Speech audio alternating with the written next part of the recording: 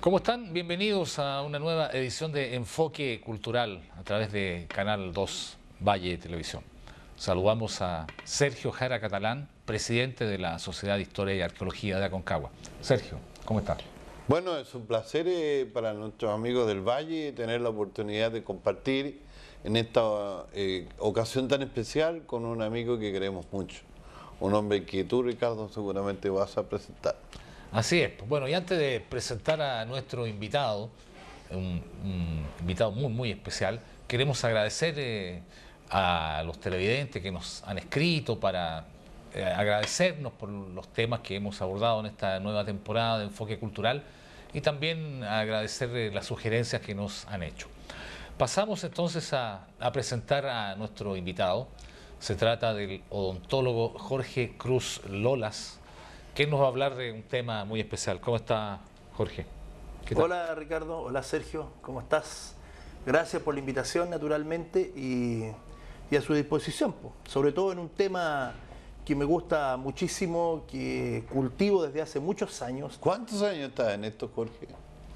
Si quieres sacar la cuenta de la edad, te puedo decir la edad directamente. No, estamos hablando del asunto... del asunto de la astronomía, como aficionado a la astronomía. Bueno, yo calculo que por lo menos poco más de 40 años, porque esto es una pasión que partió conmigo cuando yo estaba en el colegio, en el Instituto Don Cifuentes de San Felipe.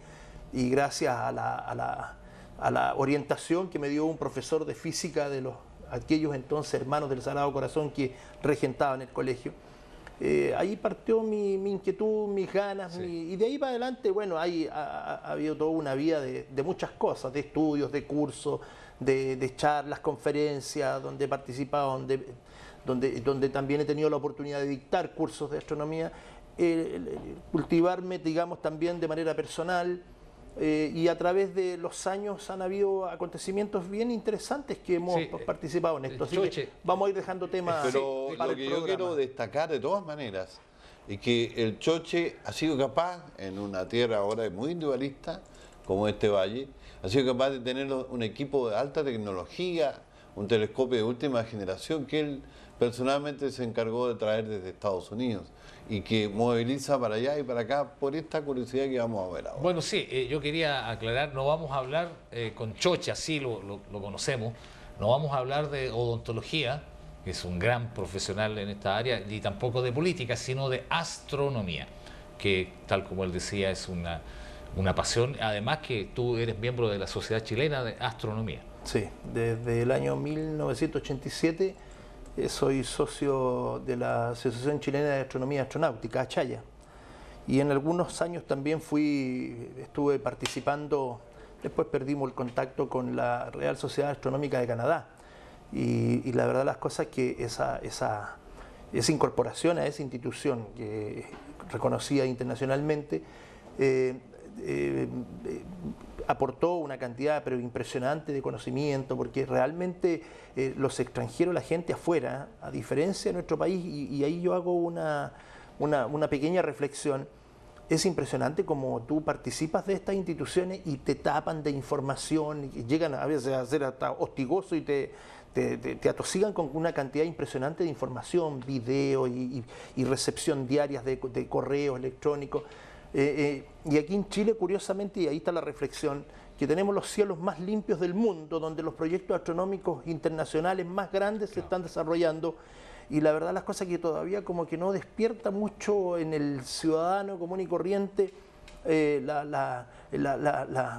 medir la real dimensión de lo que significa esto. Fíjate que a veces por tonteras hemos estado casi a punto de perder como país proyectos astronómicos enormes. Ahora el telescopio extra grande. Dicen, ¿eh? No necesariamente por culpa de los abogados, sino que de repente a veces por malas gestiones, por algún funcionario que hizo mal su pega. En la época del gobierno del presidente Frei estuvimos a punto de perder el Cerro Paranal, porque aparecieron después que el Estado chileno había entregado en comodato, ¿no es cierto?, los terrenos para construir el proyecto Paranal. Aparecen los dueños diciendo, oiga, mire, ahora tienen que pagarnos el terreno a una brutalidad de millones de dólares. Entonces, bueno, Pero bueno, ahí apareció el abogado Saldía, apareció Briones. bueno, afortunadamente oye, mandaron pero eso se solucionó Sí, en el último minuto, cuando ya la ESO, que es la European Southern Observatory, dijo básicamente, oiga, mire, si usted esta cosa es así, nosotros ya estaba en plena construcción, y si esto ya no tiene mayor...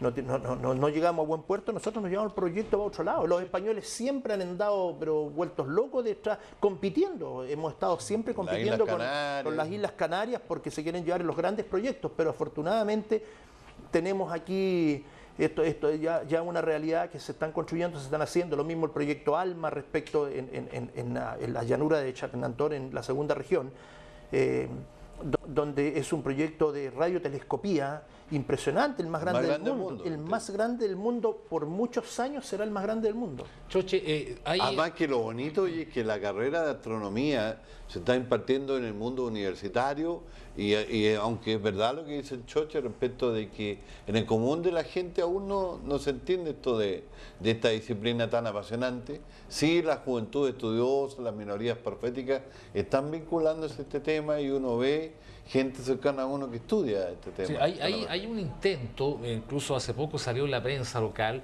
de incorporar esta disciplina en la enseñanza, en la educación básica y media. Hicieron entrega de unos pequeños maletines astronómicos a los niños. Pero yo quería preguntarte, Choche, desde el punto de vista científico, ¿cuál es la importancia que tiene poder observar el universo? ¿Cuál es el valor práctico que esto tiene?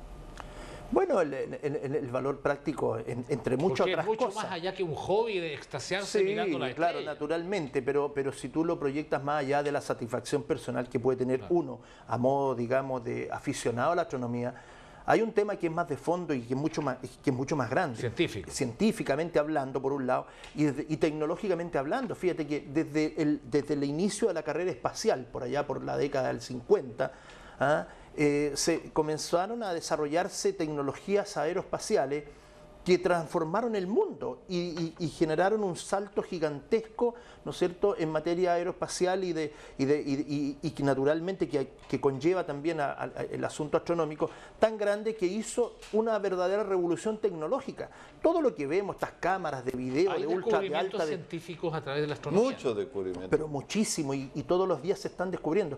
Yo creo que el kit del asunto es de que hacer astronomía, mirar el universo, intentar describir, ¿no es cierto?, el universo, es ir a la esencia más profunda del hombre, del ser, como de la creación. De la creación misma. Fíjate que lo que acaban ahora de informar ya de manera oficial, ¿no es cierto?, que se estableció claramente la famosa partícula, el bosón de Higgs, que es una partícula de alta energía, gracias, ¿no es cierto?, al acelerador de partículas que está instalado en Europa, y que básicamente era poco menos que el eslabón que faltaba para desarrollar y para creer que la teoría del Big Bang era básicamente cierta, y porque a partir de eso, ¿no es cierto?, se puede entender y se puede llegar a lo que están buscando muchos científicos en la astronomía y muchos físicos teóricos, a desarrollar, ¿no es cierto?, una conjunción entre la física teórica y básicamente y la física práctica, y llegar a comprender a través de una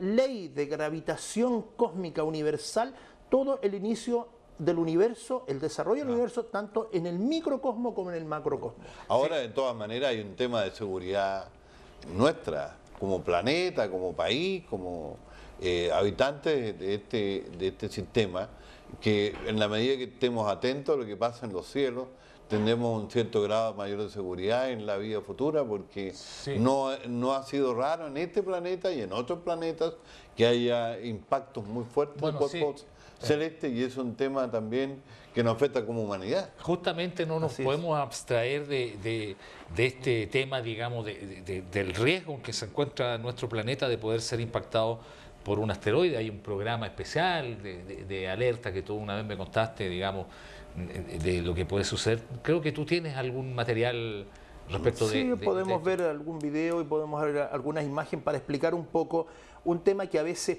se toca un tanto con sensacionalismo, ¿no es cierto? Y crear Medio algún grado, apocalíptico. claro, apocalíptico, y crear un grado de desesperanza, ¿no?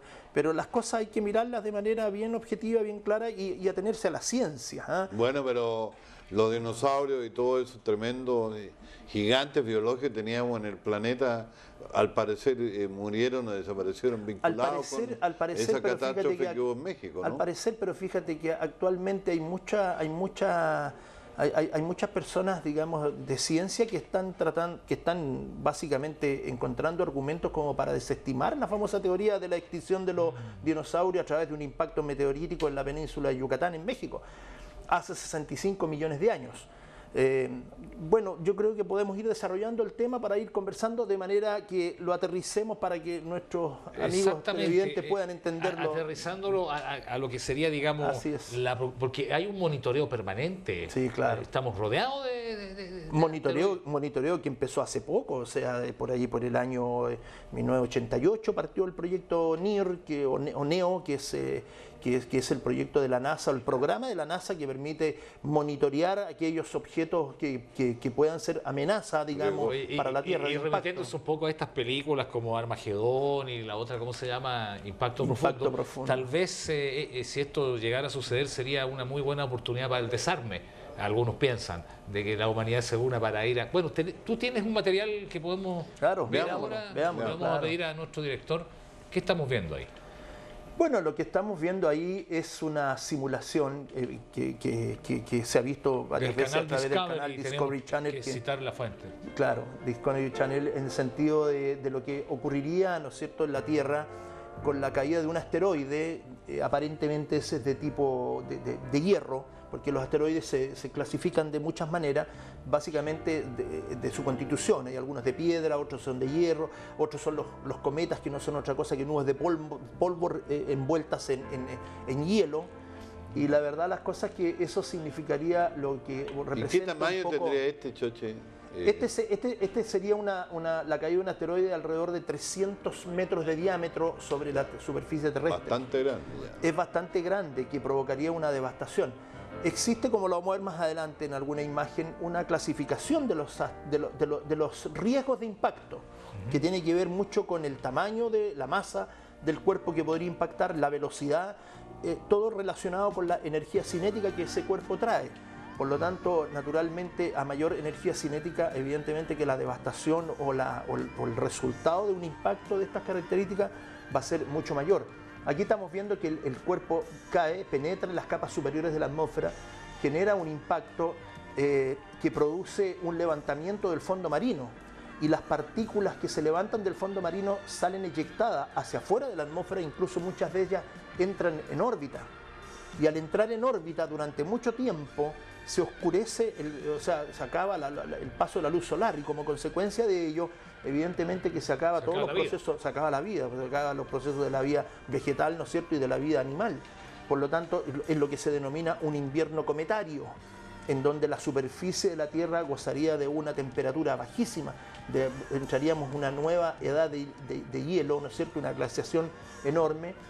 Y naturalmente el planeta, con toda la energía cinética que genera esto, el impacto produce una deformación tal de la corteza terrestre, el reingreso de partículas, ¿no es cierto?, que salieron eyectadas, reingreso nuevamente a la Tierra en diferentes puntos, evidentemente provocaría una catástrofe. ¿Es posible, Choche, que ello haya ocurrido en un pasado muy lejano en nuestro planeta también? No hay. ¿Qué pasa con la Luna, que no era parte de la Tierra en algún tiempo remoto? Lo más probable que sí, y en este momento, ya que tú estás tocando el tema, efectivamente la teoría más aceptada de la formación de la Luna es que la Tierra habría sido, en épocas muy pretéritas, al inicio del sistema solar, estamos hablando de alrededor de 4.000 millones de años atrás, la Tierra habría sufrido el impacto de un cuerpo celeste más o menos del tamaño de Marte, que Marte es más o menos la mitad del tamaño de la Tierra. Claro. Y eso habría provocado la eyección de material al espacio exterior, y como consecuencia de ello se habría nuevamente comenzado a aglutinar ese material y se habría formado la Luna.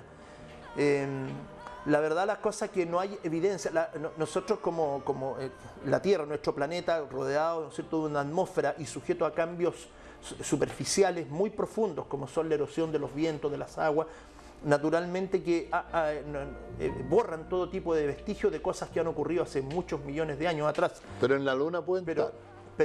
Y a eso voy. Pero sin embargo, la Luna y los planetas que no tienen atmósfera sí tienen y reflejan, ¿no es cierto?, el pasado meteorítico o el pasado de impactos que han tenido. Mercurio, por ejemplo, tiene su superficie es tan parecida a la de la Luna en cuanto a la cantidad de impactos que se producen, y que porque no tiene atmósfera, y la atmósfera es una de las capas protectoras, es una barrera importante. Nosotros tenemos básicamente en alguna medida una suerte de estar en este lugar donde está la Tierra respecto al sistema solar, porque de alguna manera hay varias cosas, alrededor de 3 o 4 o 5, digamos, situaciones que nos favorecen y nos protegen un poco. Primero, la Luna es nuestro propio escudo natural. Claro, y no es el único. Todas esas cosas que cayeron sobre la Luna venían hacia la Tierra, las pescó la Luna. Segundo, el hecho de tener planetas exteriores a la Tierra, más allá del planeta nuestro, hacia afuera del sistema solar, tan grandes como Júpiter, como son Saturno, Urano, son planetas tan grandes que generan efectos gravitatorios muy intensos. Que podrían desviar que desvían, ¿no es cierto? Nos protegen también, y nos protegen, claro. Porque aquellos cuerpos asteroides o cometarios que vienen desde muy lejos del sistema solar, aquí hay un detalle importante, no se conoce ningún elemento que haya caído, que ande circulando, orbitando, ¿no es cierto?, que se venga del espacio estelar exterior a nuestro sistema solar. A todo del sistema estelar, ¿eh? Todo es del sistema solar. Y de ahí, ¿no es cierto?, en el año 1950, Jan Oort, un astrónomo holandés, postuló la existencia de una nube de Oort que estaría ubicada a unas 100.000 unidades astronómicas desde el Sol. La unidad astronómica se refiere a la distancia Tierra-Sol, 150 millones de kilómetros.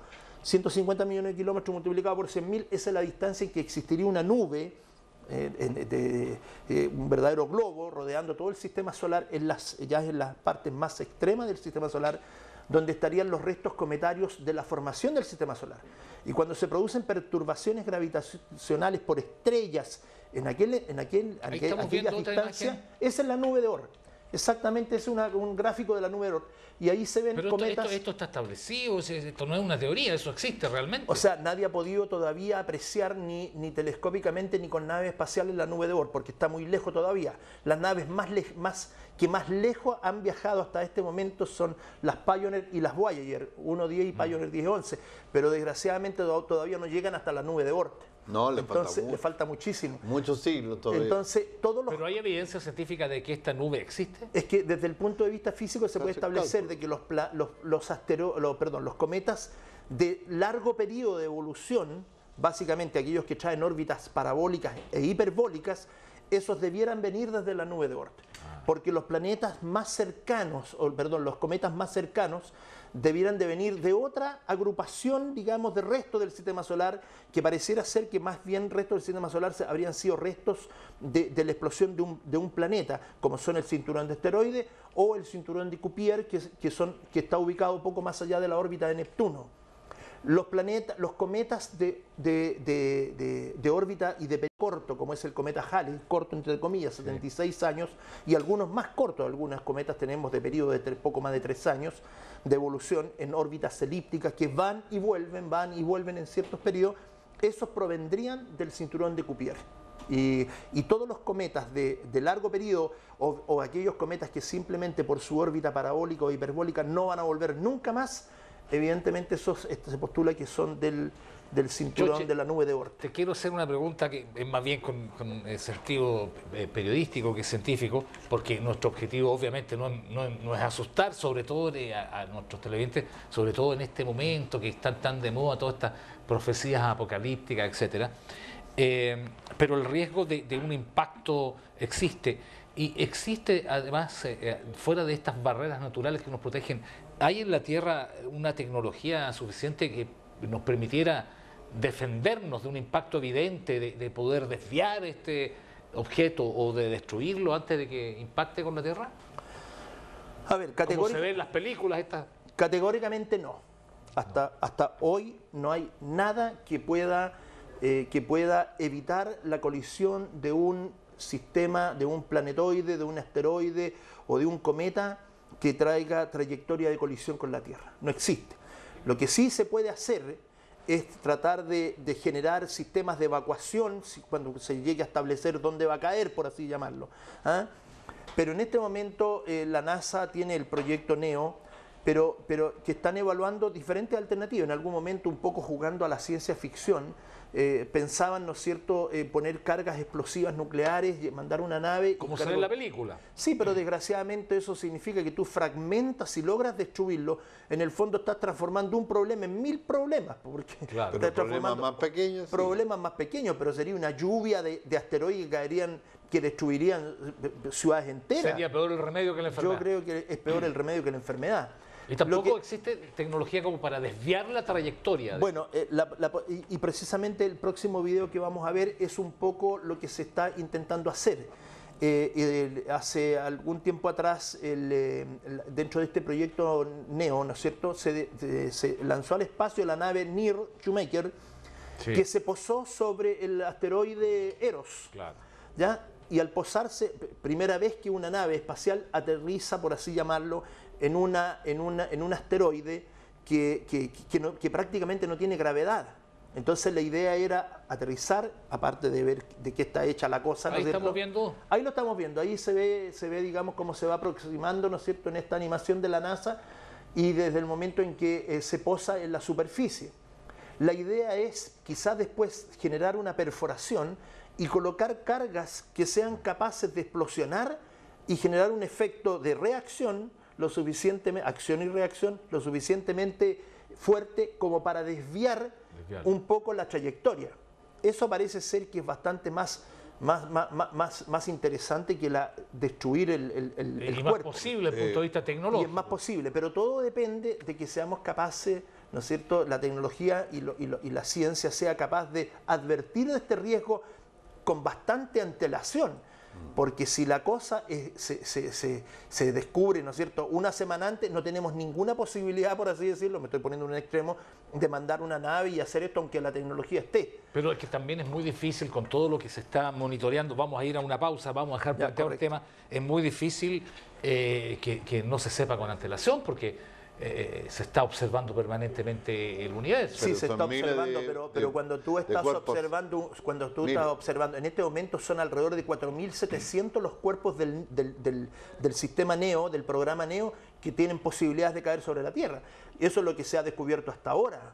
Y hay más. Hay miles de millones, digamos, de cuerpos que pueden eventualmente llegar en trayectoria de colisión. El tema está de que pueden ser cuerpos que están a tal distancia que simplemente ni con los más poderosos telescopios se pueden pesquisar. Por lo tanto, la idea es pesquisarlos cuando estén a una cierta distancia que dé tiempo para que la tecnología y la civilización sea capaz de interceptarlo y hacer algún procedimiento que le permita desviarlo. Porque si también es muy encima, por mucho que tú lo desvíes, la atracción gravitatoria de la Tierra igual lo va a hacer caer. Jorge, a mí me llamó la atención en la exploración en Marte que está haciendo el nuevo aparato de la NASA. Efectivamente entiendo que con rayos láser son capaces de pesquisar una roca o introducirse en el terreno de Marte, que de alguna manera va en la línea de lo que tú hablas sobre una medida de seguridad posible. Bueno, es apasionante, sí, realmente, Choche, el tema. Mucho, sí. Es realmente apasionante y bueno, tenemos que hacer una breve pausa, ya volvemos.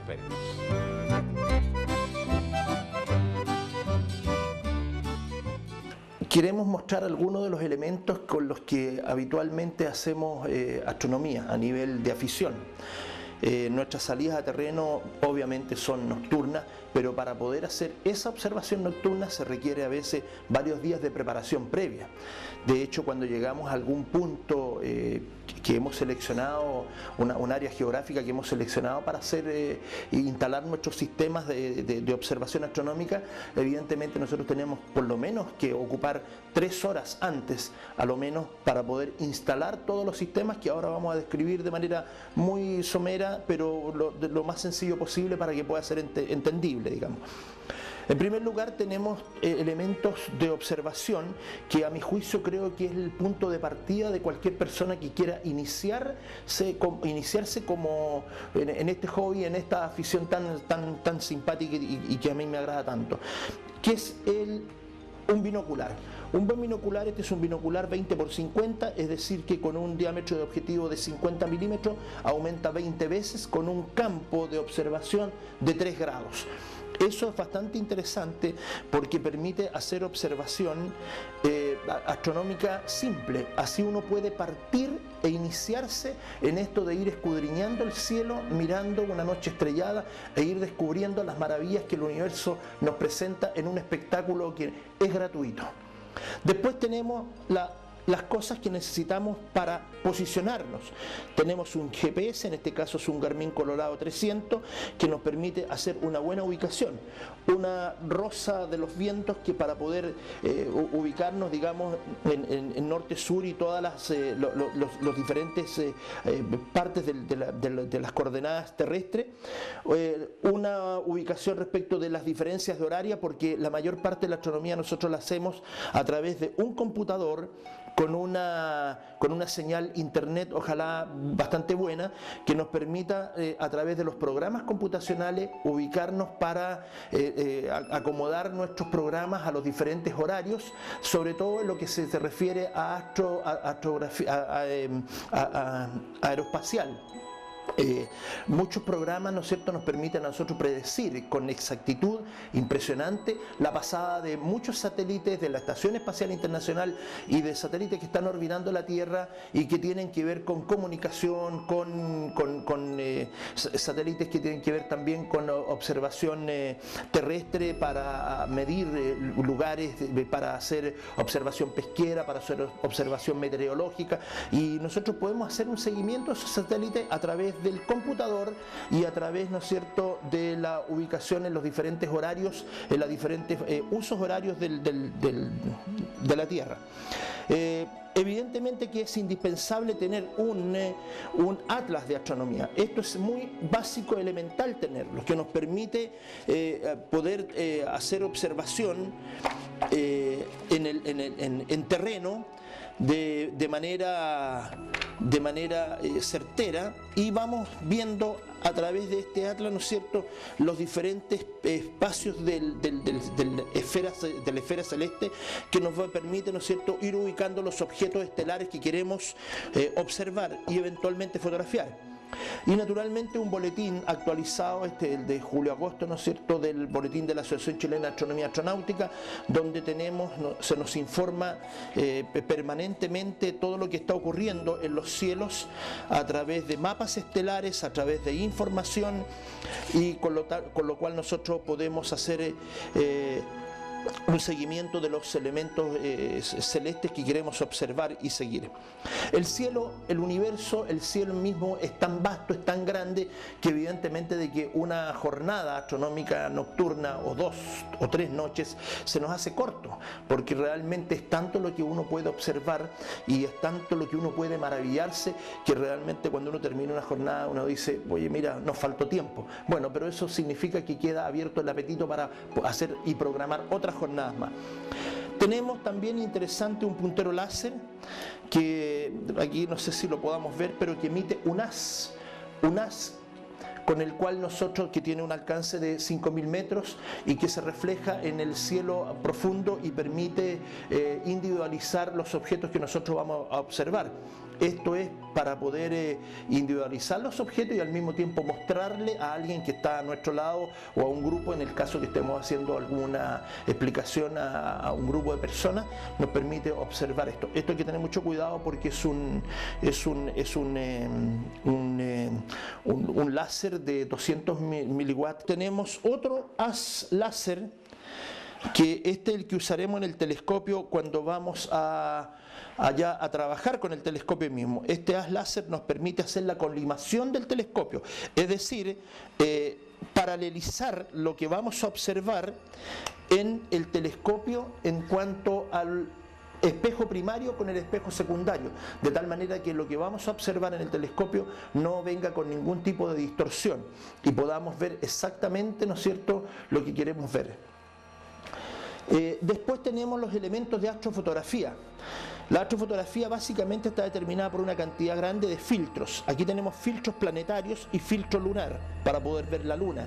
Los filtros planetarios que nos permiten observar, ¿no es cierto?, los planetas de nuestro sistema solar, pero lo más importante tal vez son los filtros que nos permiten hacer astrofotografía de cielo profundo, que utilizados con una cámara CCD de dispositivo de carga acoplada que se coloca en el telescopio, podemos hacer observación de objetos muy lejanos, muy débiles, a través de exposiciones muy prolongadas y por supuesto de mucho mejor calidad y con menos distorsiones que es lo que puede dar una cámara digital, por supuesto, y por supuesto de mucho mejor manera que una cámara análoga, digamos, con el tipo de película que antiguamente nosotros utilizábamos.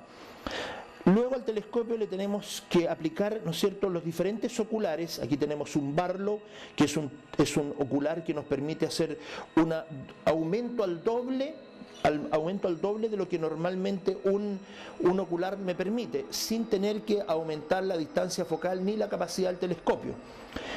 Tenemos elementos oculares por ejemplo, aquí hay un puzzle de 7,5 milímetros que permite hacer observación de cielo profundo, y tenemos los elementos que nos permite asociar una cámara digital o análoga al telescopio para hacer también fotografía.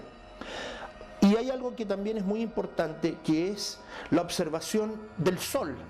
Para ver el Sol, evidentemente que es indispensable utilizar las medidas de protección, porque si miramos el Sol de manera directa al telescopio, en centésimas de segundo podemos quedar irremediablemente ciegos. Cuidado con aquellos protectores en el mismo ocular. No, tienen que ser filtros solares de una muy buena marca, conocida marca, para proteger nuestra vista. Aquí tenemos dos filtros solares, uno para un telescopio menor de 6 pulgadas y el filtro solar para el telescopio mayor que yo tengo computarizado, que es de 10 pulgadas, es decir, un diámetro de espejo de 25 centímetros, poco más de 25 centímetros. Como les mencionaba, el filtro solar, para poder hacer observación del Sol, evidentemente de que nosotros tenemos que durante el día sacar nuestra protección y colocar nuestro filtro solar. Lo tenemos que fijar obviamente para que no se nos vaya a soltar. Lo fijamos de las 3 patitas que tiene y la luz del Sol entra a través de este filtro, ¿no es cierto? Entra a través de este filtro, se proyecta, se refleja en el espejo primario que ustedes ya observaron en el fondo del tubo del telescopio, que es un espejo parabólico y que a través de un cono de luz concentra en un punto focal en un espejo secundario que está ubicado en esta parte del telescopio con una angulación aproximada de 45 grados, que es un espejo plano, elíptico, y que de ahí el rayo, digamos, el haz de luz lo desvía hacia el portaocular, donde nosotros a través de un ocular podemos observar. En el fondo el telescopio reflector, ¿qué es lo que hace? El ocular aumenta la cantidad de luz que estamos percibiendo de un objeto muy lejano y como consecuencia de ello podemos observar los detalles que en la superficie de ese objeto o en el cúmulo de galaxias o la nube estelar que estamos observando, la podemos ver, digamos, con claridad y con nitidez. Esa es la gracia, pero respecto del Sol siempre debemos observarlo con este tipo de protección, tanto para hacer observación directa como también para hacer observación, astrofotografía del Sol, fotografía solar. Hay que tener mucho cuidado porque los daños oculares como consecuencia de no utilizar los sistemas de prevención y de protección son severos, son instantáneos e irreversibles. Y tenemos también un inversor de corriente que lo aplicamos eventualmente a la batería del auto o del vehículo en que andamos transportándolos, que nos permite hacer carga de objetos que no tengan un consumo mayor de 700 watts y por lo tanto podemos hacer carga de nuestros GPS, hacer carga de las baterías de los GPS y de algunos otros dispositivos con el propósito, porque recordemos que vamos a estar muy lejos donde no vamos a tener energía eléctrica. Y por supuesto también un termo con un cafecito, porque las noches astronómicas normalmente son muy frías. Hay que ir con ropa bien abrigados, ¿no es cierto? Un buen café para poder pasar toda la noche y tener un buen tema de conversación. Por lo tanto, se necesitan para hacer astronomía de ficción, se necesita un grupo muy simpático, elementos, un buen café y las ganas de hacer fotografía y hacer observación. También tenemos un sistema de iluminación. La luz blanca, la luz día, evidentemente que nos complica en la noche. No es bueno, después de haber aclimatado, por así decirlo, nuestros ojos a la oscuridad, que de repente se nos prende una luz blanca, porque simplemente nos deja enceguecidos por un buen rato. Por lo tanto, siempre en la mesa de trabajo tenemos que tener una luz roja que nos permite trabajar y que al mismo tiempo no nos produce ningún tipo de complicación. Evidentemente que tenemos una luz blanca, aquí tenemos un LED de 90 que nos permite armar y desarmar, pero una vez que ya apagamos la luz blanca, funcionamos solamente con la luz roja. Y tenemos una lámpara de cabeza que también tiene luz roja, con el propósito de poder observar y leer nuestros atlas mientras estamos en plena oscuridad. Una pequeña lupa, porque hay algunas informaciones y algunos números, y además por el tema de edad la vista ya se nos está haciendo un poco más complicada. Con una buena luz solucionamos el problema. Ahora, todo esto tiene su fuente de energía, y la fuente de energía es este dínamo, que la gracia que tiene este dínamo es que permite entregar energía, ¿no es cierto?, 12 volts durante aproximadamente unas 19 horas continuas. Este se carga completamente y nos permite dar luz roja, ¿no es cierto?, para la mesa de trabajo. Tiene hasta una radio,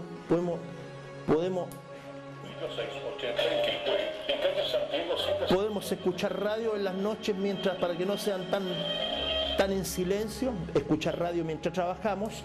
Tiene un potente foco, un potente reflector, al mismo tiempo tiene una luz roja de señales. Es también un cargador de batería si nos quedamos sin batería en el vehículo, pero lo más importante es que es el que nos entrega toda la energía, la energía eléctrica que permite mover nuestro telescopio. Y aquí yo les presento el rey de la película. Este es un telescopio de 10 pulgadas, poco más de 25 centímetros de espejo. Es un telescopio reflector newtoniano, que tiene muchas características interesantes, con su buscador, ¿no es cierto?, con sus oculares, tanto portaocular de 2 pulgadas o de 1.25, que tiene un GPS incorporado que nos permite a nosotros posicionar el telescopio. Recordemos que no vamos a estar en el patio de la casa, sino que vamos a estar en un lugar lejano, y tenemos que ubicar las coordenadas terrestres donde vamos a estar instalados, para así primero instalar el telescopio, ubicarlo, balancearlo, colimarlo, calibrar, ¿no es cierto?, colimar el buscador con el telescopio, en un proceso que, como les mencionaba, dura aproximadamente 3 horas antes de empezar a funcionar. Y luego la base de datos que está instalada acá, que nosotros, una vez que prendemos el telescopio, lo iniciamos, ¿no es cierto?, se nos inicia la base de datos, que tiene aproximadamente 40.000 objetos celestes, entre planetas, galaxias, nebulosas, y naturalmente nosotros tenemos que darle las coordenadas donde estamos, y desde ese momento nosotros podemos buscar el objeto que queremos, y el telescopio, como es motorizado, fácilmente solo busca su posición. Eso, que sea motorizado en una montura ecuatorial, permite, y como reflector, es excelente para hacer fotografía de cielo profundo, astrofotografía, porque permite calibrar el telescopio y dejarlo en movimiento que permita compensar la rotación de la Tierra. De esa manera podemos fijar el objeto que vamos a fotografiar, porque no nos olvidemos que la fotografía de los cielos profundos, de los planetas, es una fotografía de larga exposición, y si nosotros no compensamos el movimiento de rotación terrestre, el objeto el objeto a fotografiar se nos sale del campo de observación. Por lo tanto, para hacer fotografía es indispensable que el telescopio tenga una montura ecuatorial y que tenga un dispositivo computacional que permita hacer tracking del movimiento de la Tierra para poder fijar siempre en el mismo punto del ocular el objeto que estamos fotografiando. Estas son las grandes características de este telescopio, que muchas satisfacciones me está empezando a dar. Me llegó recién el año pasado, yo partí, como les mencioné alguna vez, con un binocular, partí después con un telescopio más chiquitito, después uno un poco más grande, después fabriqué uno y al final yo estoy trabajando con este, estamos empezando a trabajar con este y yo espero que nos dé grandes satisfacciones en el plano de la observación y de la astrofotografía de cielo planetaria y de cielo profundo. Bueno, una de las mayores complicaciones de los telescopios es precisamente la contaminación, el polvo. Los elementos de reflexión, como este es un telescopio reflector, es decir, recibe la luz y un espejo parabólico y la refleja, ¿no es cierto?, a través de una distancia focal hacia un espejo secundario, evidentemente de que el polvo es la muerte de los telescopios y por eso que los telescopios tienen que estar permanentemente cubiertos, bien protegidos y con su protección de tal manera que el espejo adentro pueda mantenerse perfectamente inmaculado, sin ninguna mancha, sin ninguna raya, porque cualquiera de estas cosas, hasta un grano de polvo, evidentemente altera la observación. Lo mismo los oculares, lo mismo los buscadores, ¿no es cierto? Porque todo lo que sea óptica, en materia de óptica, tiene que estar perfectamente bien protegido del polvo como tal les he mencionado. De esa manera podemos asegurar buenas observaciones, buenas fotografías y podemos sacarle al máximo provecho a nuestro instrumento y disfrutar de lo que significa la astronomía en esta ficción tan preciosa, tan bonita. Detrás de todo esto, de la observación de jornadas astronómicas, ¿no es cierto?, que son muy simpáticas porque normalmente pueden durar 2 o 3 noches. Entonces uno sale prácticamente con un verdadero campamento, con amigos que tienen el gusto común de la astronomía. Se pasa muy bien, se conversa durante el día, se discute, se estudia, se hace la programación de lo que uno va a observar en la noche y durante toda la noche con un rico café, probablemente algún café con un poquito de malicia, ¿no es cierto?, para pasar una noche fría, pero lo más importante es que se hace muy buena camaradería, muy buen compañerismo y se disfruta muy bien y se disfruta la naturaleza y se queda uno finalmente maravillado de lo que es el universo, de lo que es el espacio, de lo vasto que es el universo y de lo pequeño que somos nosotros.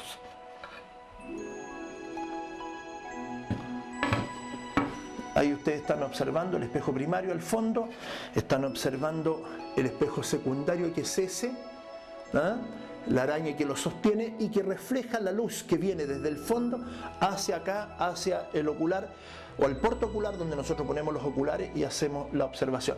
Y los oculares tienen diferentes potencias de observación, de manera que podemos ver los planetas. Por lo general no necesitamos oculares de mucho aumento, porque la verdad es que los planetas con un telescopio de estas características que recoge mucha luz se observan perfectamente bien. Ya objetos muy lejanos, muy débiles, con muy poca luz, evidentemente tenemos que ir haciendo aumentos para poder observarlos de mejor manera. Y volvemos a la protección. Y después de todo esto, después de todo lo que nosotros hemos hecho, evidentemente que tenemos que tomar nota de nuestra jornada, tomar nuestros apuntes, hacer nuestros análisis, y después estas 3 noches o 2 noches o una noche de observación significan finalmente muchas y largas tardes, ¿no es cierto?, o fines de semana de procesar toda esa información que hemos recolectado para aumentar nuestro conocimiento, para conocer más el universo, para compartirlos con los amigos que nos han acompañado en astronomía, para compartirlo, para compartir información y de esa manera ir conociendo cada vez un poco más del universo que nos rodea.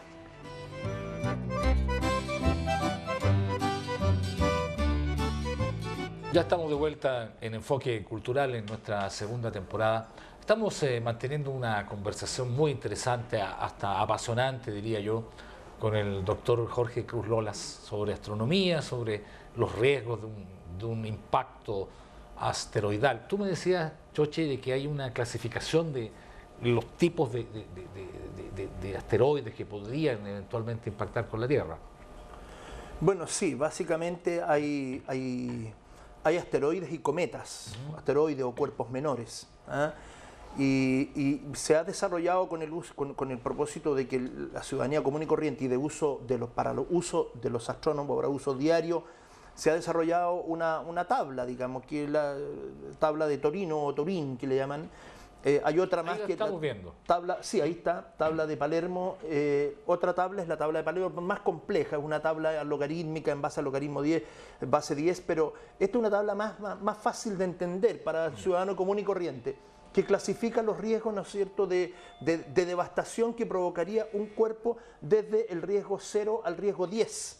0 no provocaría nada, ¿no es cierto? El 1 básicamente diría de que es una cosa que no merece mayor atención, y de ahí hacia adelante tenemos de que cuerpos que ya sí merecen de atención porque parece que el tamaño, la energía cinética, la distancia y la órbita que traen podrían llamar la atención, que podrían coincidir con una trayectoria de colisión con la Tierra, hasta finalmente el lugar 10, que sería una devastación total con la desaparición de toda la civilización. Perdón, Choche, pero 0 hemos tenido mucho, porque cada cierto tiempo uno lee en la prensa que hay un cometa, un asteroide que está cerca de la Tierra, pero siempre los científicos dicen no hay ningún riesgo de impacto. No, porque las órbitas, y lo vamos a ver en la próxima proyección, las órbitas precisamente tienen que ver con las características del plano que traen estas órbitas respecto del plano de órbita de la Tierra.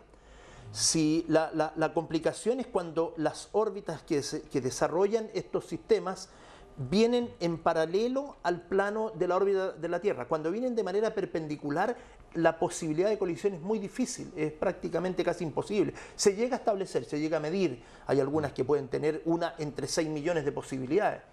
Por lo tanto, esas serían, por así llamarlo, categoría 0. Hay un asteroide que es el Apophis, que ha sido perfectamente bien monitoreado y pesquisado, que al comienzo se pensaba que el próximo año, perdón, bien digo, el 2013 o eventualmente el año 2029, pero precisamente el monitoreo ha hecho más acuiciosa la medida, y ahora se establece que para el 2029 podría tener una aproximación de alrededor de 30.000 kilómetros de la Tierra. Porque es muy cerca. Es un asteroide grande, que es el equivalente más o menos a unos casi 450 metros de largo, digamos. Es una tremenda masa, ahí ¿no es estamos cierto? viéndolo, parece, ¿no? Claro, ahí lo estamos viendo, y que podría el año 2029 llegar a una distancia de 30.000 kilómetros de la Tierra, pero sin riesgo de colisión. El problema está en que si la Tierra en ese momento, su atracción gravitatoria le cambia un poco la inclinación de la órbita, podría el año 2036 podría caer volver con un riesgo aumentado, pero aún así es bajo, porque estamos hablando de un riesgo de 1 casi en 6.000. Oye, te reitero, Choche, el riesgo existe, eso hay que decirlo, pero tampoco estamos en la onda, incluso podríamos decir de algunos programas de televisión, Sergio, que de las profecías apocalípticas y de diciembre de 2012. No, Ricardo, porque tampoco, tal como tú estás diciendo, tampoco es así. O sea, esto es el programa NEO es una cosa extremadamente seria, que de alguna manera no puede estar jugando, ¿no es cierto?, con predicciones apocalípticas, ni mucho menos. Mira, la Tierra está permanentemente, todos los días, permanentemente, no hay segundo que no estén cayendo cosas. Lo que la gente oye, mira, cayó una estrella. ¿Qué es lo que es eso? Eso es una partícula pequeñísima que ingresó a la atmósfera, y a la velocidad que ingresa provoca, ¿no es cierto?, una incandescencia, ioniza el aire de la alta atmósfera y se produce el efecto de, mira, se cayó una estrella, pidamos un deseo, dicen. Claro. Pero una cosita un poquito mayor, más grande, evidentemente genera una energía cinética mucho mayor. Por lo tanto, afortunadamente, como te decía, los escudos que tenemos es tener a estos grandes planetas afuera, tener al mismo Sol, si el Sol se traga todo. Y como claro, porque nosotros estamos en el tercer lugar del sistema solar. Nuestro planeta es el tercero, digamos, desde el Sol hacia afuera. Y a la cuadra, como diríamos en términos aeronáuticos, a la cuadra de la Tierra, estos cuerpos vienen a tal velocidad que la Tierra no tendría atracción gravitatoria tan fuerte como para tragárselos, por así decirlo. Claro. Van a una velocidad tan fuerte que van directo al Sol, o en una órbita alrededor del Sol, o a caer sobre el Sol. Por lo tanto, la ocurrencia de estos eventos tan dramáticos, tan apocalípticos, es bajísima. La última, si es cierta, ¿no es cierto?, la teoría de los dinosaurios, la última habría sido hace 65 millones de años. Tenemos, por ejemplo, cuerpos que se han caído y han provocado situaciones importantes. Por ejemplo, hay una imagen muy bonita que muestra el famoso cráter de Barrington que está en Arizona, Estados Unidos, que es ese. Ese es un cuerpo que tendría aproximadamente 50 metros de largo, de diámetro, que cayó hace aproximadamente 50.000 años atrás, una cosa así, que cayó y que generó un cráter que tiene un diámetro actual. Esa es una imagen del Google Earth, y que cayó y provocó un cráter de un diámetro de 1.200 metros y una profundidad en algunas partes de casi 200 metros de profundidad. O un poco más. O sea, ahí sí hubo una devastación. Claro, ahí. si eso cae, si ese cuerpo de 50 metros cae en una ciudad, claro que provoca una devastación. Si cae en el centro, en pleno centro de Nueva York, por decir algo. Pero sería un daño, digamos, localizado, no. Desaparece la ciudad. Yo creo que... Pero no el planeta. No, el planeta no, pero sí desaparece la ciudad. Entonces habría que hacer hay situaciones de evacuación importantes. Claro. Fíjate que hay un detalle muy interesante en este sentido también, para que la gente dimensione realmente. ¿Qué significa esto? La Tierra, las 3/4 partes de nuestro planeta es agua. Y el resto, el otro tercio, por así decirlo, es tierra, pero lo que es habitable, donde hay vida humana, es una pequeñísima cantidad. La inmensa mayoría de estos meteoritos que están permanentemente entrando y de asteroides más grandes caen en lugares despoblados, o caen en el mar, o caen en lugares despoblados, de tal manera de que la probabilidad de que uno de estos cuerpos caiga sobre una ciudad es pero extremadamente baja. ¿Y por qué caen en lugares despoblados? Porque la mayor parte de la Tierra es despoblada, matemáticamente la probabilidad es despoblada. Claro, pues. Entonces, caen en los desiertos, caen en las grandes selvas. Lo que pasó al comienzo del siglo XIX, ¿no es cierto? Perdón, al siglo XX, en Siberia, en los bosques de Tunguska, que ahí cayó un cuerpo, pareciera ser un desprendimiento de un cometa, una parte de un cometa, que cayó de una manera un tanto tangencial y sería un trozo, se ha calculado todo que sería un trozo no superior a los 30 metros de diámetro lo que cayó, y provocó una devastación de hartos kilómetros a la redonda, ¿te das cuenta? Los bosques desaparecieron. Pero los bosques desaparecieron. Entonces, básicamente, eso ocurriría, digamos, si cae un cuerpo de esta naturaleza, pero la probabilidad que ello ocurra en un centro poblado es extremadamente baja. Choche, te quiero llevar a un tema que es, no nos perdonarían, Sergio, si no se lo preguntamos a un astrónomo. Tú llevas 40 años observando el cielo. Sí, aproximadamente. Y los astrónomos son noctámbulos, las observaciones son de noche, más bien, ¿no? Bueno, y respecto de la posibilidad de vida extraterrestre, ¿tú has observado de pronto algo llamado fenómeno anómalo, alguna situación extraña, algún ovni, alguna situación así? A ver, sí, te voy a responder derechamente la pregunta que tú haces, pero antes quiero hacer una pequeña observación que está en directa relación con lo que tú me estás preguntando. La astronomía en este momento se hace a través de dos grandes, la astronomía, digamos, de información y de todo, a través de dos grandes aspectos. Uno, el profesional, el astrónomo profesional que tú sabes que trabajan en los grandes centros astronómicos y son gente de ciencia formados ahora en Chile a través de las universidades. Antiguamente eran profesores de física, ingenieros que tenían que ir básicamente a nivel profesional, que tenían que ir a doctorarse a otros lugares en astronomía. Pero ahora afortunadamente hay alrededor de esas universidades que están entregando la carrera de astronomía como tal. Entonces, pero otra parte que no es menos importante es la que desarrollan los astrónomos aficionados.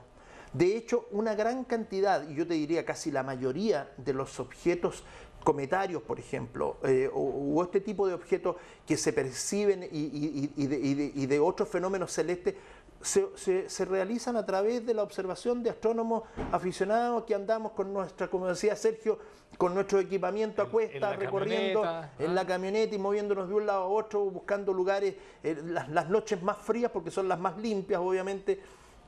No tienen las perturbaciones atmosféricas que provoca el calor, digamos, en verano. Por lo tanto, somos efectivamente los astrónomos que tienen, aficionados, los que tienen la mayor posibilidad de observar cosas. ¿En el Valle de Aconcagua hay alguna zona especial Tengo entendido que las mesetas de Jagüey... Sí, pero básicamente, sí, y todavía siguen siendo la meseta. Yo por lo menos he ido a la cancha de aviación de allá de Rinconada de Silva hacia el fondo arriba. Pero desgraciadamente la contaminación lumínica de las ciudades ya prácticamente está siendo casi imposible la observación. Yo siempre guardo el recuerdo con mucho respeto y cariño a quien tuve el honor de conocer, a don Ernesto de Blasis, que ustedes lo conocieron, que él fue un gran astrónomo aficionado, que en el patio de su casa... El papá de Ernesto, el escritor. El abuelo. El abuelo. Claro. El papá de la señora Berta de Blasi, esposa del doctor Eduardo Valenzuela. El papá de Ernesto era Óscar de Blasi. Sí, claro, Óscar. Entonces, el papá de don Óscar, que vivía ahí en la calle Santo Domingo de Maipú, un poquito hacia arriba, y en el patio de su casa él tenía un observatorio, tenía un telescopio espectacular, tenía un telescopio catadióptrico de 20 centímetros de espejo, que era muy bueno. Pero me dijo, a mí se me acabó la astronomía cuando me pusieron las luminarias de la avenida Maipú. Y tenía toda la razón. Increíble, ¿eh? Increíble. Y eso es lo que ocurrió, en grandes proporciones, lo que ocurrió con Cerro Tololo cuando cambiaron las luminarias de Serena, Coquimbo y Serena, que Cerro Tololo después tuvo que aportar una cantidad impresionante de lucas para poder cambiar eso, y en Vicuña toda la apostación y toda la iluminación de la ciudad de Vicuña la financió Cerro Tololo, porque si no, de lo contrario, no tenían cómo observar. Oye, y antes de entrar al tema de los ovnis, seguramente hay muchos niños que nos están viendo, que les apasiona este tema. Esos telescopios pequeños que venden en las librerías baratos, ¿sirven como para que un niño empiece a interesarse en este tema? Yo creo que esa es la mejor manera de la cual pueden empezar. A mí hay muchos papás de repente que me piden, sobre todo para las épocas navideñas, oye, mira, quiero regalarle un telescopio a mi hijo. Pucha, dime cuál es el mejor telescopio. O sea, tú no le puedes regalar a un niño un auto de carrera si ni siquiera sabe manejar un monopatín. O sea, claro, que partan por ahí, es un muy buen punto de partida. ¿Ah?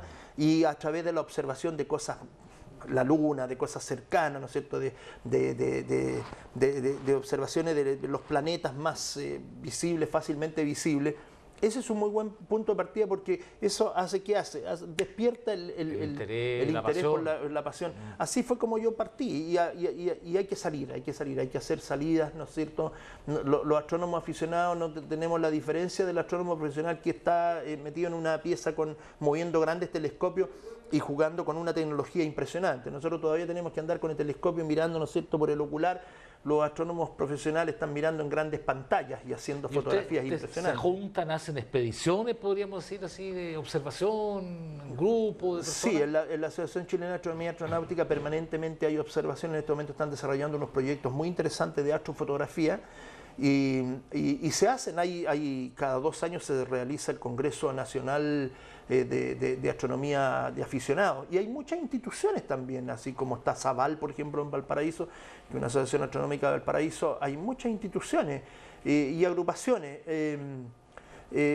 Uno ve la cantidad de fotografías extraordinarias que sacan todo este grupo, esta comunidad astronómica que hay en Chile o en otros lugares del mundo, ¿no? Bueno, una de las... muy interesantes. Pero mira, Sergio, una de las... Aún en la prensa, gracias, en los medios de comunicación, ¿se ve? Sí, una de las gracias precisamente de toda esta revolución científica que significa la astronomía y la astronáutica es precisamente el desarrollo tecnológico. Y eso es Internet, por ejemplo. A través de Internet cualquier niño ahora actualmente pincha o pone en el buscador, ¿no es cierto?, qué sé yo, asteroide. Y googlea y puede sacar una información impresionante, el mismo Wikipedia, como mecanismo para ir metiéndose de a poco y ir conociendo cosas.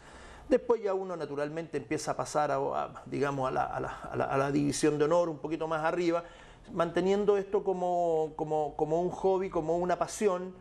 Así como conozco grandes abogados que les gusta, ¿no es cierto?, la historia y lo hacen brillantemente, como mi amigo Sergio Jara, así como hay periodistas que les gusta, ¿no es cierto?, la música y lo hace brillantemente mi primo Ricardo, ¿ah?, y que nos recuerda mucho a su padre, Carlos Ruiz. Sí. Lo interesante, ahí conozco médicos, pintores, médicos, escritores, entonces yo creo que siempre... Pero lo que te quería decir, a mí me impacta en el desarrollo de tu área, en este tipo de trabajo que estás haciendo tú, cómo lo grandioso, y si tú mismo lo insinuaste, se combina con lo pequeño, y la teoría para unificar todo eso es un trabajo científico que da para muchos años más Así es. todavía. Yo creo que una ahí- teoría unificada de lo que significa el universo, en lo grande y en lo pequeño, es un tema harto complejo. Claro, yo creo que- Actualmente ese es el propósito, por así decirlo, final, digamos, de la astronomía. Claro. O sea, ya están apuntando grandes científicos como el mismo Hawking, qué sé yo, en todas partes del mundo, hacia allá apuntan. Y respondiendo a la pregunta que Sí, tú me porque me hiciste, dicen que nos quedan pocos porque minutos, nos sí. quedan pocos minutos.